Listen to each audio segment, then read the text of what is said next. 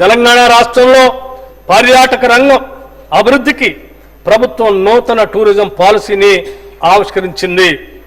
జీఎస్టీపీలో పర్యాటక రంగం వాటాని 10% పెంచడం, 15,000 కోట్ల రూపాయల పెట్టుబడులను ఆకర్షించి 3 లక్షల ఉద్యోగాలను సృష్టించడంతో పాటు 2030 నాటికి 10 కోట్ల దేశీయ పర్యాటకులు, 5 లక్షల అంతర్జాతీయ పర్యాటకుల్ని ఆకర్షించడం ఈ పాలసీ యొక్క ప్రధాన ఉద్దేశం.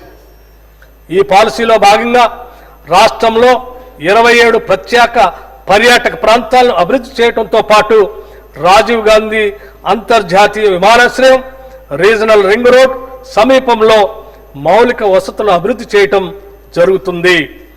గోదావరి, కృష్ణా నదులపై జెట్టీలు, లాంచ్ స్టేషన్లు, వాటర్ స్పోర్ట్స్, హౌస్ బోట్లు, నదీ ఉత్సవాలను ప్రోత్సహిస్తూ పర్యాటక రంగంలో పెట్టుబడులకి మూలధన సబ్సిడీలు, భూమి వినియోగ మార్పిడికి సంబంధించిన రాయితీలు ఇవ్వబడతాయి.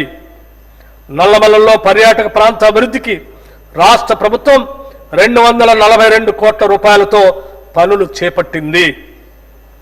పర్యాటక శాఖకి బడ్జెట్లో 775 కోట్ల రూపాయలు ప్రతిపాదిస్తున్నాము. తెలంగాణ ఉద్యమ స్ఫూర్తిని రగిలించిన గీతం జయ జయ హే తెలంగాణ జననీ జయ కేతనం. తెలంగాణ ఉద్యమ స్ఫూర్తిని రగిలించిన గీతం జయ జయ హే తెలంగాణ జననీ జయ కేతనం.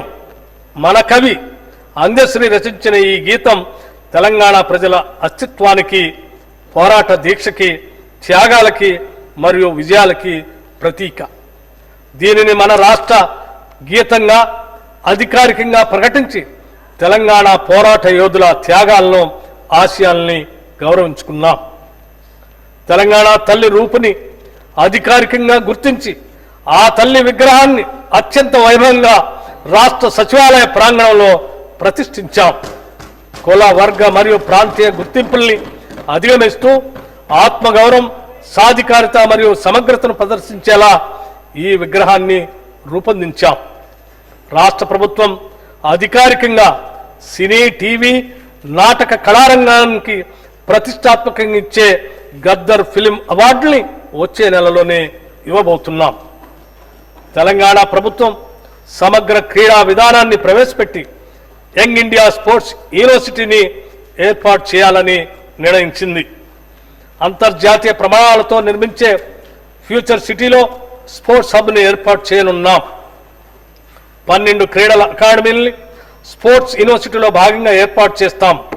అంతర్జాతీయ స్థాయి అధునాతన మౌలిక సదుపాయాలతో పాటు ఈ స్పోర్ట్స్ హబ్లో sports science centre, sports medicine సెంటర్లు కూడా అందుబాటులోకి రానున్నాయి. మన రాష్ట్రానికి చెందిన ప్రముఖ క్రికెట్ క్రీడాకారుడు మహమ్మద్ సిరాజ్ T20 వరల్డ్ కప్లో రాణించి తెలంగాణ రాష్ట్రానికి కీర్తి ప్రతిష్టలు తీసుకొచ్చారు.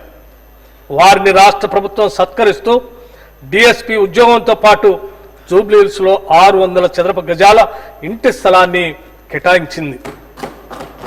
ఇక ఇస్తాంబుల్లో జరిగిన మహిళల ప్రపంచ బాక్సింగ్లో వరల్డ్ ఛాంపియన్షిప్ సాధించిన నిఖిత్ జరీన్ని మన ప్రభుత్వం డిఎస్పీగా నియమిస్తూ ఉత్తర్వులు జారీ చేసింది. పారా ఒలింపిక్స్ 2024లో సత్తా చాటి పతకం గెలిచిన తొలి తెలంగాణ మహిళా యువ అథ్లెట్ దీప్తి జివాంగిని తెలంగాణ ప్రభుత్వం సత్కరించి ₹1 కోటి నగదుతో పాటు గ్రూప్ 2 ఉద్యోగాన్ని, వరంగల్లో 500 గజాల ఇంటి స్థలాన్ని కూడా ఇచ్చింది. క్రీడలను మరింత ప్రోత్సహించడానికి ప్రభుత్వం సీఎం కప్ టోర్నమెంట్ని ఇటీవలే నిర్వహించింది. 36 విభాగాలతో వివిధ ఈవెంట్లు నిర్వహించాం. దాదాపు 3 లక్షల మంది క్రీడాకారులు పాల్గొన్న ఈ కార్యక్రమం అత్యంత విజయవంతమైంది. క్రీడా శాఖకు ఈ బడ్జెట్లో ₹465 కోట్ల ప్రతిపాదిస్తున్నాం.